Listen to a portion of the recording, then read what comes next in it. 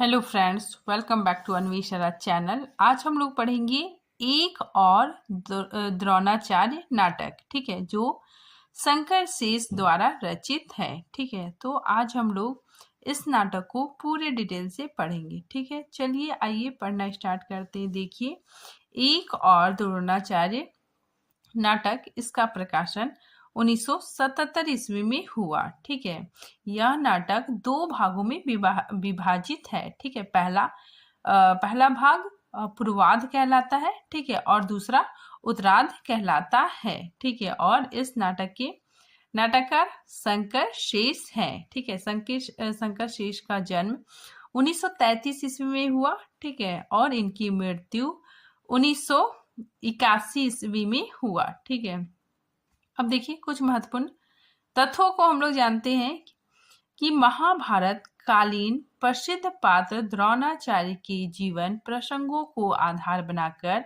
वर्तमान विसंगति को दिखाया गया है। नाटक का दो भागों में विभाजन किया गया है। ठीक है, पहला पूर्वार्ध और दूसरा उत्तरार्ध। ठीक है, पूर्वार्ध भाग में 4 दृश्य है। ठीक है, और उत्तरार्ध भाग में 7 दृश्य है। नाटक में वर्तमान शिक्षा की तुलना उस द्रोणाचार्य से की जाती है जिसने एक शिक्षक को अन्याय सहने की परंपरा दे डाली। अब देखिए इस नाटक का उद्देश्य। ठीक है, नाटक के द्वारा मध्यकालीन द्रोणाचार्य के पौराणिक मिथकीय चित्रण के माध्यम से वर्तमान शिक्षा संस्था में व्याप्त असंगति और शिक्षक के पंगु आचरण पर प्रहार किया गया है। ठीक है, नाटक में मूलतः 2 समस्याओं को उठाया गया है। एक, शिक्षा व्यवस्था में व्याप्त भ्रष्टाचार और अनाचार, और दूसरा वेतन भोगी मध्यम वर्ग में जीवन जीने वाले अध्यापक के अस्तित्व की समस्या।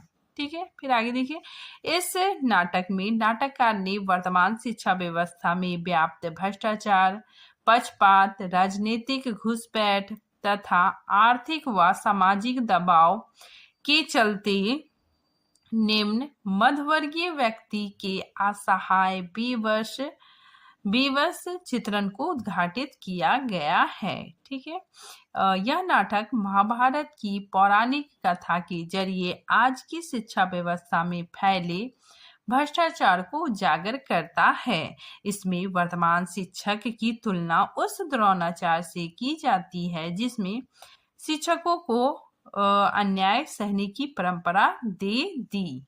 अब देखिए, ये जो नाटक है इसमें दोहरा कथानक है। ठीक है, पहले में पौराणिक कथा है, ठीक है, जिसमें द्रोणाचार्य व एकलव्य, ठीक है, युधिष्ठिर, अर्जुन, भीम इत्यादि पात्रों का वर्णन है। ठीक है, वही आधुनिक कथा में प्रोफेसर अरविंद व चंदू का वर्णन देखने को मिलता है। ठीक है, देखिए यहाँ पे मैंने अच्छे से लिखा है कि एक और द्रोणाचार्य में 2 नाटक समानांतर चलते हैं। एक और अरविंद उसके परिवार और कॉलेज का प्रसंग चलता है। ठीक है, वहीं दूसरी ओर द्रोणाचार्य उनके परिवार तथा महाभारत कालीन पात्रों युधिष्ठिर, अर्जुन, भीम, अश्वत्थामा, एकलव्य आदि के प्रसंग है। अरविंद के घोर मानसिक द्वंद्व के क्षण में उसका एक मृत सहकर्मी बिमलेंदु प्रकट होता है। ठीक है, तो इसमें अरविंद का उसका जो सहयोगी मित्र है, ठीक है, उसकी मृत्यु हो चुकी है। ठीक है, और उसकी जो आत्मा है, ठीक है, वही अरविंद के सामने आता है। ठीक है, तो वो कौन है? बिप्लेंदु। ठीक है, ये मतलब आत्मा है। ठीक है, इसकी मृत्यु हो चुकी है और अरविंद के सामने प्रकट होता है। ठीक है, और इससे बातचीत करता है। ठीक है, तो उसी चीज को यहाँ पे बताया गया है कि अरविंद के घोर मानसिक द्वंद्व के क्षणों में उसका एक मृत सहकर्मी बिप्लेंदु प्रकट होता है और उसे जीवन में समझौता वादी होने की सलाह देता है। अपनी इस जीवन दृष्टि के समर्थन में वह अपने लिखे द्रोणाचार्य नाटक के दृश्य को प्रस्तुत करता है। ठीक है, तो यही जो विमलेंदु है, ठीक है, ये द्रोणाचार्य नाटक लिखता है। ठीक है, और द्रोणाचार्य की भूमिका अरविंद निभाता है। ठीक है, तो जब विप्लेंदु समझाता है, ठीक है, तो वो अपनी नाटक द्रोणाचार्य के दृश्यों को भी प्रस्तुत करता है। ठीक है, फिर आगे देखिए, इसको हम लोग जब आगे पढ़ेंगे तब अच्छे से समझ में आएगा। ठीक है, तो आगे देखिए, इस प्रकार अरविंद के नाटक के साथ द्रोणाचार्य का नाटक शुरू हो जाता है। अरविंद स्वभावतः ईमानदार और सिद्धांतवादी प्रोफेसर है, किंतु अंततः अपनी पत्नी लीला के आग्रह पर, ठीक है, लीला और इसका एक दोस्त होता है, ठीक है, इससे जूनियर यदु और लीला के आग्रह पर वह व्यवस्था से समझौता करके व्यवस्था और सत्ता के कोनों से पिटता हुआ द्रोणाचार्य बन जाता है। फिर आगे देखिए, इस नाटक का उद्देश्य केवल पौराणिक गाथा को दोहराना नहीं रहा है, अपितु उसके माध्यम से किसी सूक्ष्म से सूक्ष्मतर मानवीय सत्य को खोजना है। अब देखिए, पौराणिक पात्र, ठीक है, महाभारत कालीन जो पौराणिक पात्र है, ठीक है, सबसे पहले हम लोग पुरुष पात्र देखते हैं, द्रोणाचार्य, एकलव्य, अश्वत्थामा, ठीक है, अश्वत्थामा जो द्रोणाचार्य का पुत्र है। ठीक है, फिर भीष्म, अर्जुन, युधिष्ठिर और सैनिक। ठीक है, और इसमें एकमात्र स्त्री पात्र है कृपी। ठीक है, कृपी द्रोणाचार्य की पत्नी है। ठीक है, फिर आगे देखिए, आधुनिक पात्र के पुरुष पात्र अरविंद। ठीक है, अरविंद नाटक का प्रमुख पात्र है। ठीक है, और अरविंद प्रोफेसर है। ठीक है, नेक्स्ट पात्र देखिए, यदु अरविंद का साथी जूनियर प्रोफेसर है। ठीक है, नेक्स्ट प्रिंसिपल 60 वर्ष का है। ठीक है, और अरविंद के कॉलेज का प्राचार्य है। ठीक है, नेक्स्ट पार्ट देखिए, चंदू अरविंद का छात्र है। ठीक है, जो 20 वर्षीय है, और चंदू का पूरा नाम चंद्रशेखर है। ठीक है, नेक्स्ट पात्र देखिए, प्रेसिडेंट, ये अरविंद के कॉलेज का मालिक है। ठीक है, नेक्स्ट पात्र विप्लेंदु, ये मृत शिक्षक है। ठीक है, फिर जज, वकील और राजकुमार। स्त्री पात्र में अनुराधा। ठीक है, अनुराधा ये छात्रा है। ठीक है, 20 वर्ष की, और चंदू की प्रेयसी, ठीक है, ठीक है, चंदू की प्रेमिका है। फिर नेक्स्ट पात्र देखिए, लीला अरविंद की पत्नी है। ठीक है, अब देखिए नाटक का विषय। ठीक है, नाटक में क्या क्या मतलब नाटक का विषय क्या है कि इसमें गुरु और शिष्य के रिश्ते में टकराव दिखाया गया है। ठीक है, द्रोणाचार्य के रूप में वर्तमान विसंगति का चित्रण है। ठीक है, अध्यापक के अस्तित्व की समस्या, शिक्षा व्यवस्था में व्याप्त अनाचार, भ्रष्टाचार, शिक्षण व्यवस्था, ठीक है, और पौराणिक और आधुनिक कथा का समन्वयन है। ठीक है, तो ये नाटक का विषय है। फिर आगे देखिए, नाटक में मूलतः 2 समस्याओं को उठाया गया है। पहला, शिक्षा व्यवस्था में व्याप्त भ्रष्टाचार और अनाचार की समस्या। ठीक है, दूसरा, वेतन भोगी मध्यवर्गीय जीवन में जीने वाले अध्यापक के अस्तित्व की समस्या। ठीक है, फिर आगे देखिए, नाटक के पूर्वार्ध में 4 दृश्य है और उत्तरार्ध में 8 दृश्य है। ठीक, हम लोग देखते हैं कथा वस्तु। ठीक है, पहले हम लोग कथा वस्तु क्या है, ठीक है, इसको हम लोग प्रॉपर ढंग से समझते हैं। ठीक है, तो ही मतलब अच्छे से समझ में आएगा। ठीक है, तो देखिए कथा वस्तु, सबसे पहले पूर्वार्ध में क्या होता है, पूर्वार्ध दृश्य में कौन कौन सी घटनाएं घटी। ठीक है, उस चीज को देखते हैं। देखिए, अरविंद अंधेरे में चिंता मग्न बैठा है, लीला आकर लाइट जलाती है। ठीक है, लीला कौन है, अरविंद की पत्नी। तो लीला आकर लाइट जलाती है और कहती है कि अंधेरे में तुम्हारा दम नहीं घुटता, और एक एक करके माँ के ऑपरेशन तथा राशन कार्ड बनवाना बनवाया या नहीं आदि के बारे में ताने मारने के ढंग से पूछती हुई कहती है, अकेले कहाँ कहाँ मरूंगी, बोलते क्यों नहीं कुछ, क्या हो गया है तुम्हें। ठीक है, सिन्हा का काम किया या नहीं, नहीं किया ना, सारी आफत मेरे सिर, नहीं बढ़ाए नंबर तो लपक कर एहसान क्यों लेते हो। ठीक है, तो ये बोलती है कि आपने जो सिन्हा है, ठीक है, उसका नंबर नहीं बढ़ाए, ठीक है, और आप लपक कर एहसान क्यों लेते हो। ठीक है, तो इसके जवाब में अरविंद कहता है कि अरविंद जवाब देते हुए कहता है, लड़का पास होने लायक नहीं था तो मैं क्या करूं, और मैंने क्या एहसान ले लिया। ठीक है, इसके जवाब में लीला कहती है, ये नौकरी, ये मकान, ये अस्पताल में सुविधाएं सब सिन्हा के बल पर ही तो मिला है। ठीक है, आखिर 2-4 नंबर बढ़ा देते तो तुम्हारा क्या बिगड़ जाता, आखिर उसने मुझसे सिफारिश करवाई थी और तुमने नहीं मानी, अब वे अपने साहब को क्या जवाब देंगे। ठीक है, अब उनकी पदोन्नति कैसे होगी। ठीक है, तो ये बातें लीला अरविंद से कर ही रही थी कि उसी समय यदु आता है। ठीक है, तो उसी समय यदु आता है और शहर में फैल रहे खबरों और अरविंद द्वारा प्रेसिडेंट के लड़के को नकल करते हुए पकड़ लेने पर कोसता हुआ कहता है कि तुम हो ना मिडिल क्लास के आदमी, हर छोटे सवाल को ग्लोरीफाई करोगे, हाहाकार मचाओगे, तुम्हें पूछता कौन है। ठीक है, तो देखिए इसमें घटना क्या होता है। इसमें मामला होता है कि जो राजकुमार है, ठीक है, वो प्रेसिडेंट का लड़का है। ठीक है, वो राजकुमार छुरा रखकर नकल कर रहा होता है। ठीक है, जिसको अरविंद पकड़ लेता है और उसकी रिपोर्ट कर देता है। ठीक है, उसकी रिपोर्ट आगे भेजने के लिए रिपोर्ट तैयार करके आ जाता है। ठीक है, जिसकी वजह से सब जगह हाहाकार मच जाता है।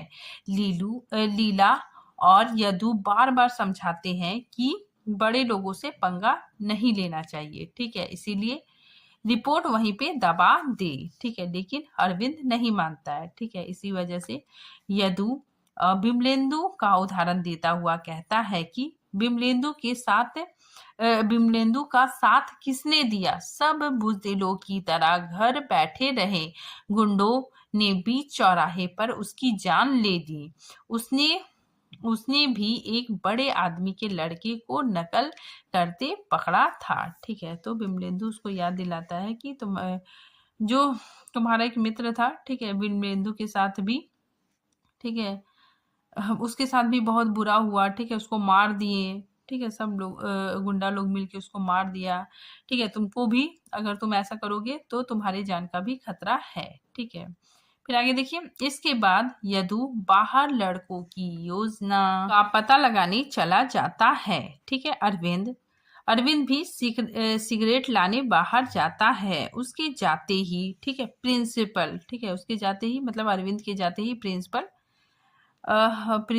आता है। ठीक है, तो प्रिंसिपल आकर लीला से अरविंद को समझाने को कहता है। ठीक है, प्रिंसिपल कहता है कि केवल औरत ही मर्द को समझा सकती है, कहो उससे नौकरी करना सीखे। अब अपने मुंह से अपनी तारीफ क्या करूं, 30 साल की नौकरी की चुंगी नाके के मुहर्रिर से बढ़ता बढ़ता प्रिंसिपल हो गया। ठीक है, फिर आगे देखिए, लीला अरविंद को समझाने का प्रयास करती है। ठीक है, तो फिर प्रिंसिपल, ठीक है, लीला को कहता है कि तुम अपने पति को समझाओ। ठीक है, इसके बाद फिर प्रिंसिपल चला जाता है। ठीक है, उसके बाद फिर लीला अपने पति को समझाने का प्रयास करने लगती है। उसी वक्त चंदू आ जाता है। ठीक है, वह आकर बतलाता है कि उसने, ठीक है, चंदू ने नकल नहीं की। ठीक है, उसे नकल के इंजाम में जानबूझकर फंसाया गया है। ठीक है, वह कहता है कि मैंने नकल नहीं की सर। ठीक है, साथ ही वह यह भी बताता है कि जब राजकुमार नकल कर रहा था तभी उसकी नकल का जो पेपर है, ठीक है, नकल की जो चीट पेपर है वो उड़कर मेरे पास चली आई आई थी। ठीक है, मैं उस नकल को नकल की चीट को शिक्षक को देने ही वाला था। ठीक है, कि उसके पहले ही मुझे पकड़ लिया गया। ठीक है, फिर चंदू कहता है कि जिसने नकल की है उसे ना पकड़ते हुए, ठीक है, मुझे मुझे नकल के अपराध में पकड़ा गया। ठीक है, टिकेट करके, ठीक है, चंदू की रिपोर्ट यूनिवर्सिटी भेजी जा रही है। ठीक है, आगे चंदू कहता है, ठीक है, वह बताता है कि उसके पिता और प्रेसिडेंट के राजनीतिक विरोध के कारण जानबूझकर उसे फंसाया गया है। तब वह तब अरविंद उसकी बात पर विश्वास करता है। ठीक है, और अरविंद चंदू की सहायता करने का आश्वासन देता है। ठीक है, जब चंदू असलियत बताता है कि सर मैंने चीटिंग नहीं की, ठीक है, राजकुमार ही चीटिंग कर रहा था। ठीक है, और वो जो चीट पेपर है वो उड़ के मेरे पास आ गया था और मैं देने ही वाला था कि मुझे मतलब दूसरे शिक्षक ने पकड़ लिया। ठीक है, और मुझे मेरी रिपोर्ट तैयार कर दिया। ठीक है, और मुझे फंसाया जा रहा है। ठीक है, फिर जो अरविंद होता है, ठीक है, वो चंदू की सहायता करने का आश्वासन देता है। चंदू अरविंद से राजकुमार की रिपोर्ट वापस ना लेने का आश्वासन लेकर चला जाता है। ठीक है, उसके बाद लीला अरविंद से बातचीत करती है। ठीक है, इसी दौरान प्रेसिडेंट अरविंद के घर आ पहुंचता है।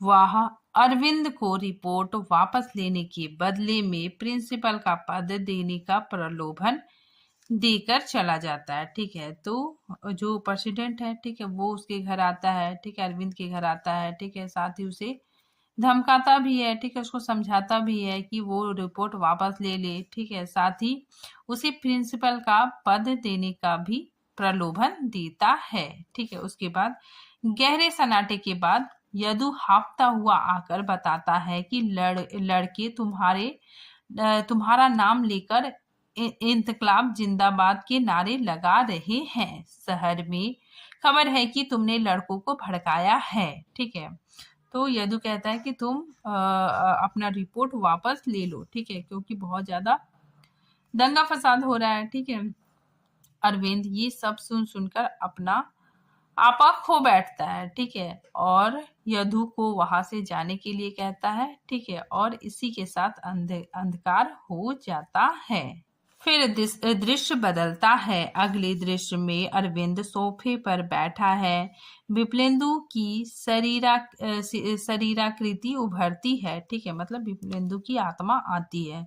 ठीक है, और बात करती है। ठीक है, तो अरविंद कहता है कि तुम कौन हो। अरविंद विप्लेंदु को पहचान जाता है। ठीक है, और पूछता है कि तुम्हारा चेहरा कहाँ है। इसका उत्तर विप्लेंदु देता है कि चेहरा केवल जिंदा रहते बदले जा सकते हैं। 1 2 2 10 100 पर मृत्यु हमेशा चेहरा उतार कर रख देती है। मेरी कोई उम्र थी मरने की। 3 साल पहले शादी हुई थी। फूल सी बच्ची, पत्नी का उबलता हुआ प्यार, नाटक की दुनिया में नाम करने की ख्वाहिश, सब धारा का धारा रह गया। ठीक है, तो ये सारी बातें विप्लेंदु अरविंद से करता है। ठीक है, आगे देखिए। अरविंद कहता है कि हम सब तुम्हारे बलिदान की गाथा गाते हैं। इसके उत्तर में विप्लेंदु कहता है, जिंदा हो ना इसीलिए। ठीक है, मरो तो पता चले कि जीवन क्या होता है।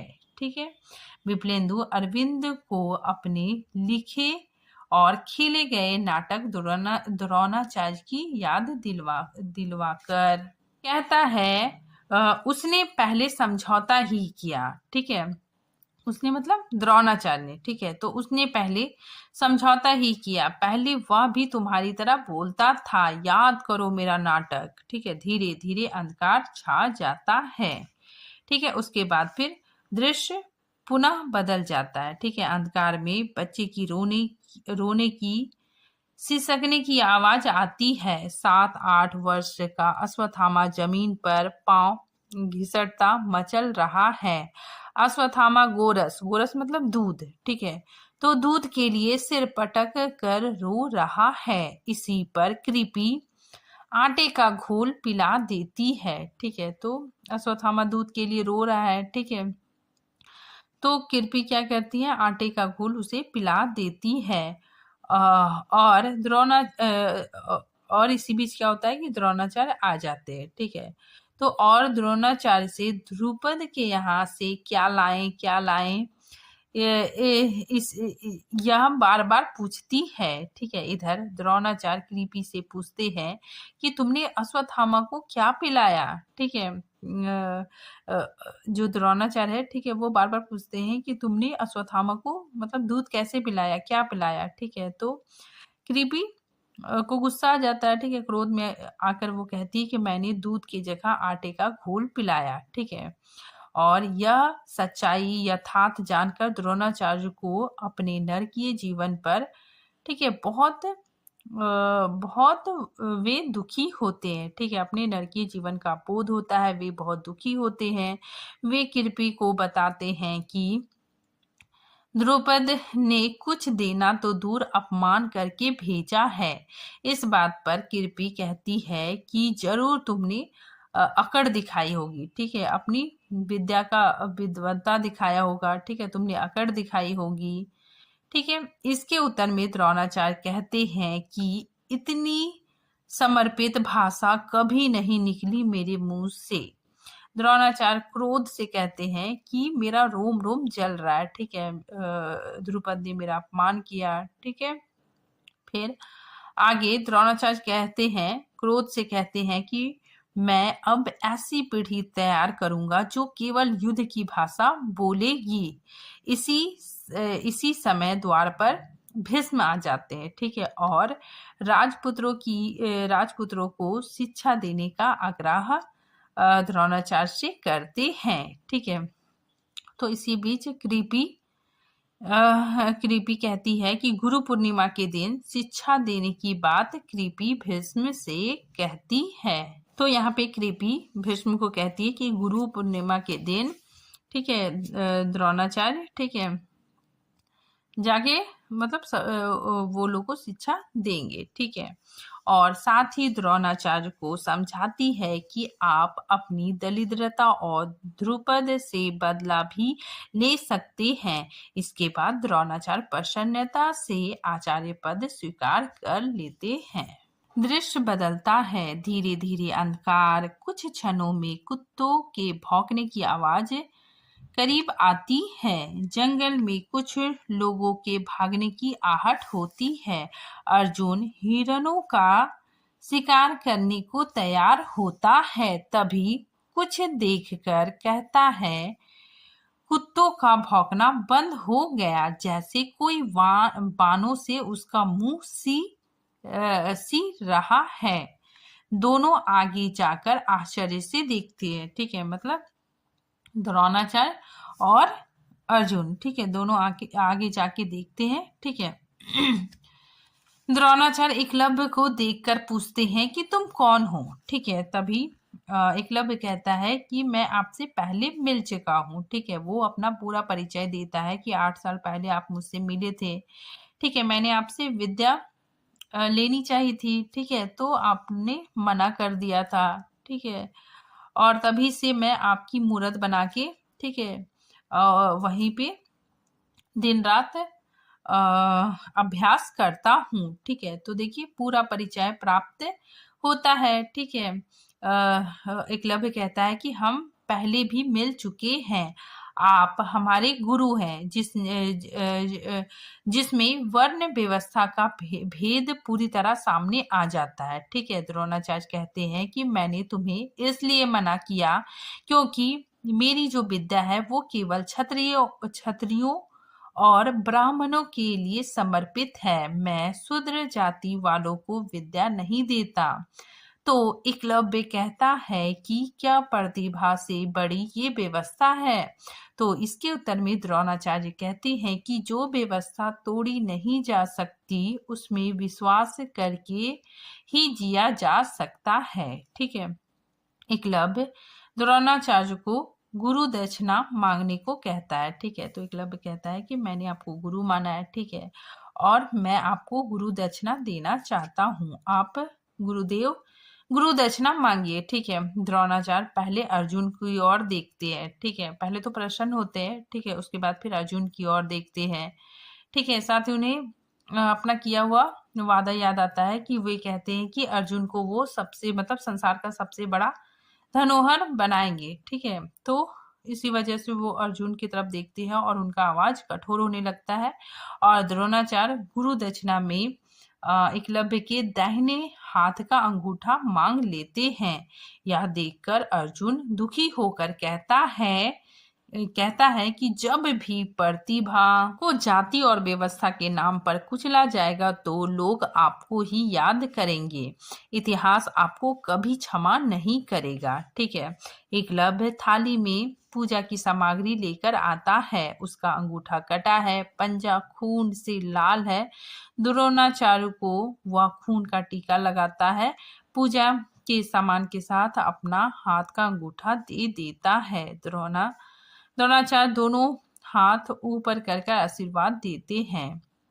अर्जुन करुण दृष्टि से एकलव्य की ओर देखता है। धीरे धीरे अंधकार होता है। ठीक है, उसके बाद फिर उत्तरार्ध। ठीक है, अब हम लोग उत्तरार्ध पाठ पढ़ेंगे। ठीक है, तो देखिए मंच खाली है, फोन की घंटी बज रही है। लीला आकर फोन उठाती है। ठीक है, फिर देखिए लीला बात करती है मिसेस शुक्ला से। ठीक है, तो देखिए मिसेस शुक्ला से संपन्नता सूचक बातचीत होती है जिसमें पता चलता है कि प्रिंसिपल बनने के बाद, ठीक है, यहाँ पे देखिए अरविंद प्रिंसिपल बन गया है। ठीक है, तो देखिए प्रिंसिपल बनने के साथ बहुत सी सुविधाएं अरविंद और लीला को मिली हुई है, जिसमें मुफ्त की चपरासी, गाड़ी, अन्य चीजों की सूचना इसी बातचीत द्वारा मिल जाती है। ठीक है, अरविंद क्षीण भाव से आता है। ठीक है, लीला ठीक है अरविंद को बताती है कि उसका जो पुत्र है वो मेरिट में पहला स्थान पाया है। ठीक है, तो देखिए जो अपने पुत्र के मेरिट में पहला स्थान पाने पर भी प्रसन्न नहीं होता है। ठीक है, तो अरविंद यह सुनकर कि उसका बेटा मेरिट में पहला स्थान प्राप्त किया है, ये बात सुनकर प्रसन्न नहीं होता है। ठीक है, उसी समय यदु आता है। ठीक है, और अरविंद से हमेशा मुंह लटकाए रहने की शिकायत करते हुए आज क्या बात हो गई पूछता है। उत्तर में अरविंद आज कॉलेज बिल्डिंग के पीछे बागीचे में शाम 4 बजे अनुराधा ने प्रेमी का इंतजार कर रही थी। ठीक है, इसी वक्त राजकुमार ठीक है आता है और उसके साथ छेड़खानी करता है। ठीक है, साथ ही राजकुमार उसे बलात्कार करने की कोशिश करता है। ठीक है, इसी वक्त अरविंद वहां पे पहुंच जाता है। ठीक है, और अनुराधा को बचा लेता है। ठीक है, अरविंद को देखकर राजकुमार वहां से भाग जाता है। ठीक है, तो उसी बात का जिक्र यहाँ पे अरविंद कहता है कि अनुराधा अपनी प्रेमी का इंतजार कर रही थी। ठीक है, तभी राजकुमार द्वारा बलात्कार करने की कोशिश किए जाने की घटना अरविंद बताता है। ठीक है, अरविंद स्वयं को कठपुतली प्रिंसिपल होने की वजह से कोसता है। ठीक है, तो वो कहता है कि मैं कठपुतली प्रिंसिपल हूँ। ठीक है, इसी वजह से अपने आप को कोसता है। ठीक है, वो कहता है कि अगर मैं अच्छा प्रिंसिपल होता तो ये घटना मेरे कॉलेज में नहीं होती। ठीक है, आगे देखिए यदु और लीला रिपोर्ट और बात, ठीक है, इस बात को वही दबाने को कहते हैं। इस पर अरविंद लीला पर भड़क जाता है। ठीक है, लीला को भड़क कर कहता है, ठीक है, गुस्सा होकर कहता है कि क्या सुविधाओं ने तुम्हारी संवेदना को इतना मार डाला है। ठीक है, ये कहता है कि क्या सुविधाओं ने तुम्हारी संवेदना को मार डाला है। ठीक है, यदु और लीला व्यवहारिक बुद्धि से काम लेने की बात करते हैं। उसी वक्त प्रेसिडेंट अरविंद के घर पहुंच जाता है और अरविंद से अकेले में बात करना चाहता है।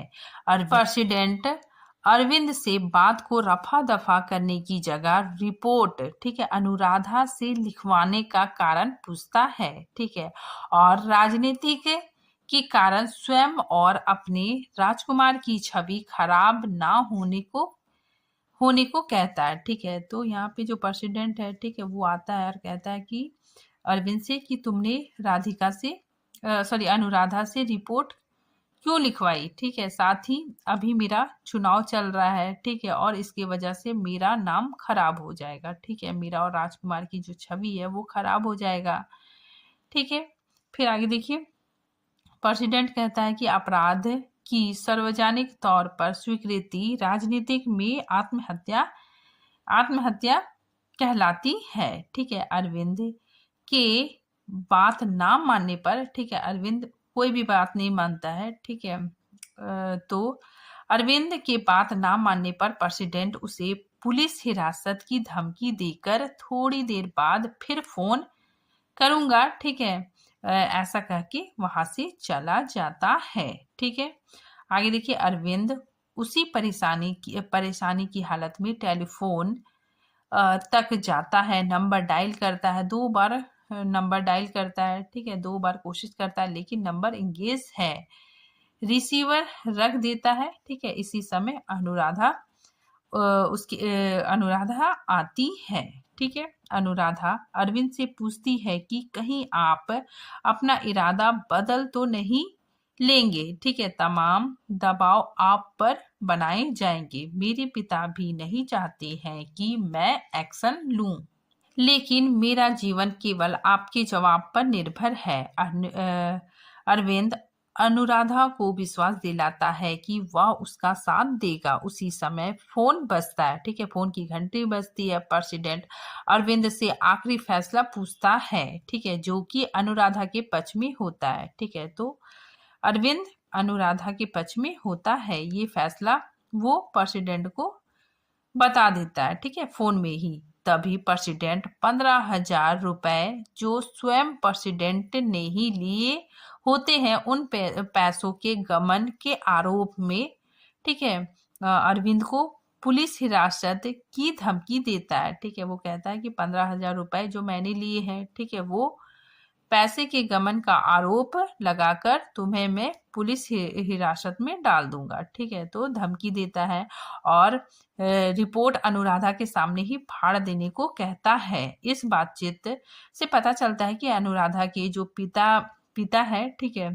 तो अनुराधा के पिता भी प्रेसिडेंट के घर में हैं और उन्होंने 5,000 रुपए में अपना विरोध बेच दिया है, ठीक है। तो अनुराधा के पिता ने 5,000 रुपए में अपना विरोध प्रेसिडेंट को बेच दिया है, ठीक है।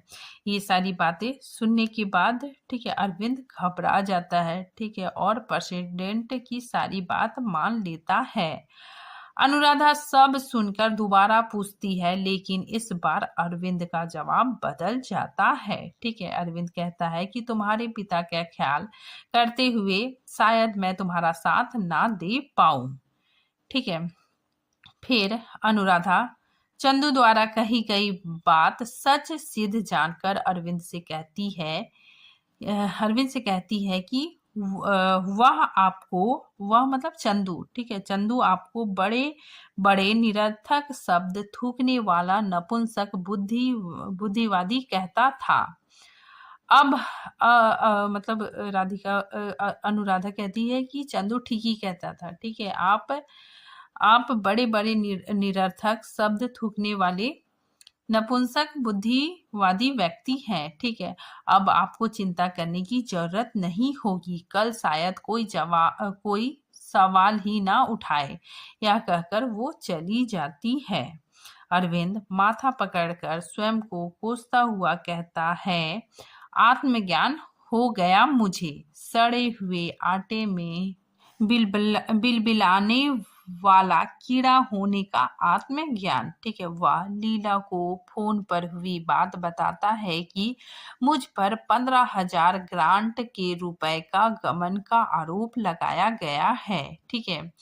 आगे अरविंद कहता है कि कल तक सब कुछ एडजस्टमेंट था, अंडरस्टैंडिंग थी, पर विरोध करते ही गमन हो गया। ठीक है, लीला अरविंद की बातचीत के दौरान फोन आता है। ठीक है, जब लीला ठीक है और अरविंद बातचीत करते हैं उसी दौरान फोन आता है। ठीक है, अरविंद फोन उठाता है। ठीक है, तो उसे पता चलता है कि अनुराधा नाम की लड़की, ठीक है, जो अरविंद के कॉलेज में पढ़ती है। ठीक है, तो अनुराधा नाम की लड़की ट्रक के नीचे आने से उसकी मौत हो गई। ठीक है, तो अनुराधा आत्महत्या कर लेती है। ठीक है, वो ट्रक के नीचे आ जाती है और उसकी मौत हो जाती है। ठीक है, दृश्य बदलता है। अरविंद सोफे पर बैठकर कुछ लिख रहा है, तभी रहस्यमय संगीत के साथ विप्लेंदु की शरीराकृति उभरती है। विप्लेंदु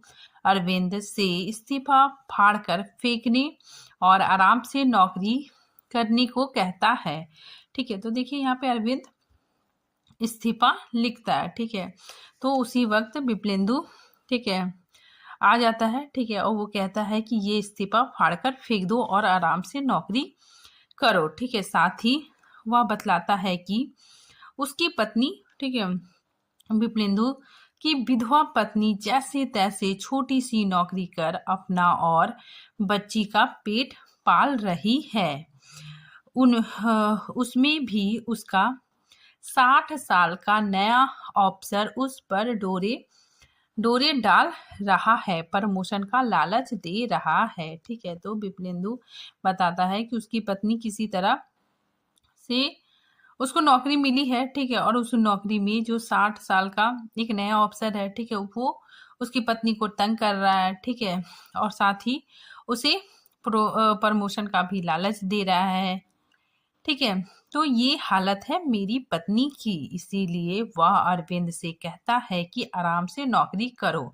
अगर प्रेसिडेंट मंत्री बन जाएगा तो तुम्हें भी कुछ ना कुछ जरूर देगा। ठीक है, मतलब अगर प्रेसिडेंट मंत्री बन जाएगा तो तुम्हारा भी फायदा होगा। ठीक है, अरविंद द्वारा अनुराधा को दिए गए धोखे की बात पर विप्लेंदु कहता है कि स्त्री का अपमान कोई नई बात नहीं, वह तो होता ही आ रहा है। ठीक है, तो विप्लेंदु कहता है ठीक है कि स्त्री का अपमान कोई नई बात नहीं, वह तो होता ही रहा है।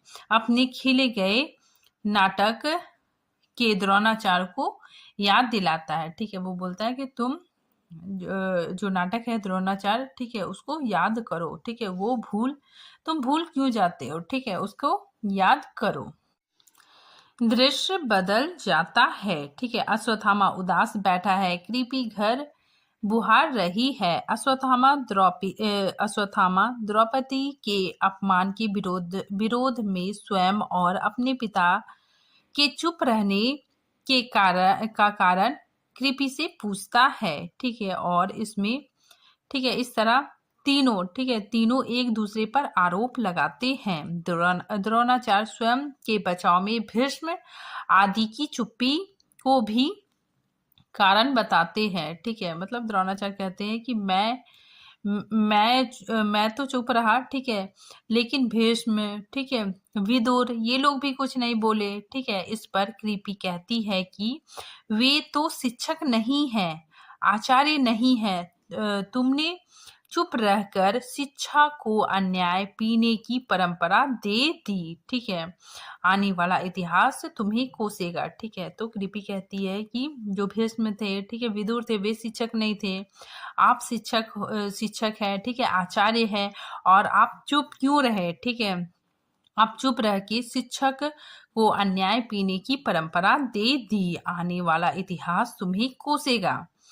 द्रोणाचार्य कृपी के कारण स्वयं को सुविधा भोगी बदला लेने वाला बताता है। ठीक है, वह कहता है कि 20 साल पहले, ठीक है, तुमने मुझे क्यों नहीं रोका था? ठीक है, 20 साल पहले तुम्ही ने मुझे ध्रुपद के यहाँ भीख मांगने के लिए भेजा था। कृपी कहती है कि तुम अपना नपुंसक व्यवहार छिपाने के लिए अपना दोष मुझ पर लगा रहे हो। इसी समय अश्वत्थामा कहता है कि अब भी कुछ नहीं बिगड़ा, क्या अब सत्य का साथ नहीं दिया जा सकता? ठीक है, तो अश्वत्थामा बोलता है कि अब भी कुछ नहीं बिगड़ा है, क्या हम लोग सत्य का साथ नहीं दे सकते? ठीक है, उसके उत्तर में द्रोणाचार्य कहते हैं कि अब बहुत देर हो गई। ठीक है, अब इस उम्र में परिवर्तन संभव नहीं, अब युद्ध होगा। ठीक है, अश्वत्थामा पूछता है कि द्रौपदी का चीरहरण हुआ, ठीक है, इसका परिणाम क्या होगा? तो द्रोणाचार्य कहते हैं कि अब युद्ध ही होगा, क्योंकि मैंने केवल शस्त्र चलाने की शिक्षा दी है। ठीक है, मैंने अपने छात्रों को, ठीक है, अपने शिष्यों को शस्त्र चलाने की शिक्षा दी है। मैंने उसके आगे ऐसा कुछ नहीं सिखलाया जो मनुष्य को मनुष्य बनाता है। इसके आगे द्रोणाचार्य युद्ध और विध्वंस के अलावा और किसी विकल्प के ना होने की बात कहते हैं।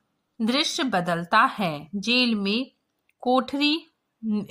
की कोठरी में अरविंद बैठा है, दाढ़ी बढ़ी हुई है। धीरे धीरे विप्लेंदु की शरीराकृति आती है। ठीक है, विप्लेंदु अरविंद से पूछता है, क्या सोच रहे हो?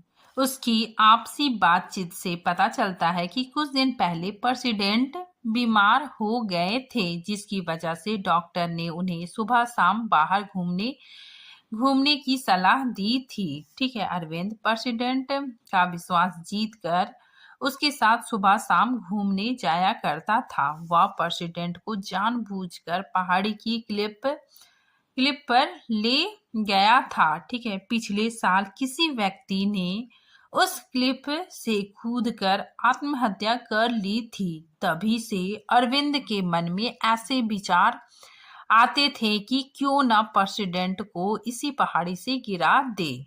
लेकिन जब वह वास्तव में पहाड़ी से गिरा, ठीक है, मतलब प्रेसिडेंट जब पहाड़ी से गिरा तो अपने आप ही उसका बैलेंस बिगड़ गया और वो गिर गया। ठीक है, अरविंद ने उसे मतलब धक्का नहीं दिया था। ठीक है, तो आगे देखिए, और अरविंद को यह पता नहीं था कि उसी स्थान पर चंदू भी झाड़ियों में छिपा हुआ ये सब देख रहा है। ठीक है, तो देखिए यहाँ पे क्या होता है कि अरविंद प्रेसिडेंट को वहां पे लेके जाता है। ठीक है, जो पहाड़ी वाला स्थान है, ठीक है, क्लिप वहां पे लेके जाता है। ठीक है, और वहां पे प्रेसिडेंट का संतुलन बिगड़ जाता है, वो गिर जाता है। ठीक है, और चंदू भी उसी समय वहां आया होता है, ठीक है, आत्महत्या करने के लिए। लेकिन जब वो अरविंद और प्रेसिडेंट की बातें सुनता है तो वो झाड़ियों में छिप जाता है। ठीक है, और ये सब कुछ देखता है। ठीक है, तो उसी चीज को यहाँ पे बताया गया है कि लेकिन जब वह वास्तव में पहाड़ी से गिरा तो अपने आप पे ही उसका संतुलन बिगड़ गया, और अरविंद को यह पता नहीं था कि उस स्थान पर चंदू भी झाड़ियों में छिपा हुआ है और ये सब देख रहा है। जो चंदू स्वयं आत्महत्या करने वहां गया था। इस घटना का अकेला जस्मदीद गवाह चंदू बन गया था। विप्लेंदु अरविंद से उसे संभालो कहकर गायब हो जाता है। ठीक है, इसके बाद फिर दृश्य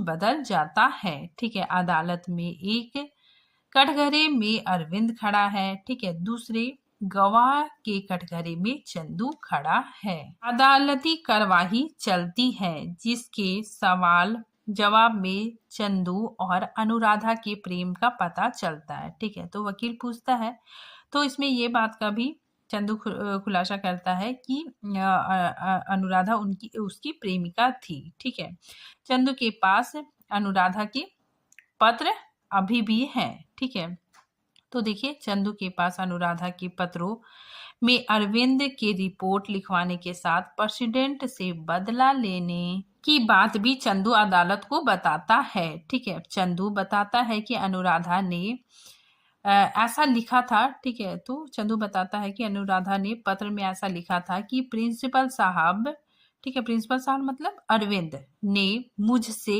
मतलब अनुराधा से जब रिपोर्ट लिखवाई थी। ठीक है, और साथ भी ये कहा था कि मुझे भी प्रेसिडेंट से बदला लेना है और उन पत्रों को, ठीक है, तो जो वकील है, ठीक है, वो पूछता है कि क्या तुम्हारे पास अनुराधा का पत्र है? तो बोलता है कि है, लेकिन मैं इसको अगले दिन दे दूंगा। ठीक है, तो वही कहता है कि उन पत्रों को अगले दिन अदालत में पेश करने को चंदू कहता है। ठीक है, बोलता है मैं अदालत को कल उसके पत्र दे दूंगा। ठीक है, जिसमें वो लिखती है कि अरविंद ने स्वयं ही कहा था कि मुझे प्रेसिडेंट से बदला लेना है। ठीक है, आगे देखिए। चंदू स्वयं को कॉलेज से निकालने की वजह और अनुराधा की आत्महत्या की वजह अरविंद को बतलाता है। ठीक है, फिर आगे देखिए। वकील, वकील जो पहली आवाज है, ठीक है, पहली आवाज मतलब वकील। ठीक है, तो वकील द्वारा पूछे जाने पर कि क्या तुमने अरविंद द्वारा प्रेसिडेंट को धक्का देते हुए देखा था? ठीक है, मतलब वो वकील पूछता है कि क्या अरविंद ने प्रेसिडेंट को धक्का दिया था? ठीक है, तो इस बात का जवाब देते हुए चंदू कहता है कि हो सकता है। ठीक है, अरविंद यह जवाब सुनकर आश्चर्य हो जाता है। ठीक है, उसके बाद फिर दृश्य पुनः बदल जाता है। जेल में अरविंद बैठा है और विप्लेंदु की शरीराकृति उभर आती है। ठीक है, अरविंद से विप्लेंदु पूछता है क्या सोच रहे हो? इसका उत्तर देते हुए अरविंद कहता है कि चंदू जानता है कि मैंने प्रेसिडेंट को धक्का नहीं मारा, फिर भी उसने सच क्यों नहीं कहा? इसके उत्तर में विप्लेंदु कहता है याद करो मेरा नाटक। ठीक है, तुम भूल जाते हो। याद करो मेरा नाटक, महाभारत का वह 15वां दिन, घमासान युद्ध की भयानक मर्मभेदी चित्कारे, फिर आवाजें कम होती है। ठीक है, एक तीखी आवाज में स्वर आता है कि अश्वत्थामा मारा गया। ठीक है, एक तीखी आवाज में स्वर आता है कि अश्वत्थामा मारा गया। दृश्य बदलता है। युद्ध भूमि में रथ का टूटा पहिया, डंडे के पास द्रोणाचार्य खड़े हैं। पीछे से भागता हुआ एक सैनिक निकलता है। ठीक है, द्रोणाचार्य दो सैनिकों से पूछते हैं। ठीक है, पहले एक सैनिक से पूछते हैं, उसके बाद फिर दूसरे सैनिक से पूछते हैं। ठीक है, तो देखिए द्रोणाचार्य सैनिक से पूछता है कि बताओ कौन मारा गया, नर या हाथी? सैनिक कहता है कि युद्ध में क्या सत्य और क्या झूठ है, मैं भी वही जानता हूँ जो कि आप। उसी समय पास से गुजरते हुए युधिष्ठिर को बुलाकर द्रोणाचार्य गुरु दक्षिणा में सत्य बोलने को कहते हैं। तो इस पर युधिष्ठिर कहता है कि अश्वत्थामा मारा गया। कहता है, ठीक है, नर था, जोर से, और कुंजर धीरे से बोलता है। ठीक है, तो जो युधिष्ठिर कहता है कि अश्वत्थामा मारा गया, नर था, जोर से बोलता है नर था, और कुंजर, ठीक है, कुंजर वो धीरे से बोलता है। ठीक है, तो द्रोणाचार्य को लगता है कि मेरी बेटी की मौत हो गई। ठीक है, तो देखिए जिसके कारण द्रोणाचार्य युद्ध छोड़ देते हैं। ठीक है, क्योंकि उसे लगता है कि उसके पुत्र की मृत्यु हो गई और धृष्टद्युम्न द्वारा, ठीक है, द्रोणाचार्य मारे जाते हैं। ठीक है, तो धृष्टद्युम्न द्वारा मरणोत्सन्न होकर अश्वत्थामा की गोद में सर रखकर, ठीक है, सर रखकर युधिष्ठिर से पूछते हैं। ठीक है, तो द्रोणाचार्य अश्वत्थामा की गोद में सर रखकर युधिष्ठिर से पूछते हैं कि तुमने ऐसा क्यों किया? फिर उसके द्वारा उत्तर देने से पहले ही स्थिति को स्वयं ही समझ जाते हैं। ठीक है, और कहते हैं कि मैंने सदा अन्याय का साथ दिया। ठीक है, मेरे साथ ऐसा ही होना चाहिए, तुमने ठीक ही किया। ठीक है, और यह मान लेते हैं और इसी के साथ प्राण त्याग देते हैं। ठीक है, दृश्य पुनः बदलता है। अरविंद और विप्लेंदु पूर्व स्थिति में होते हैं।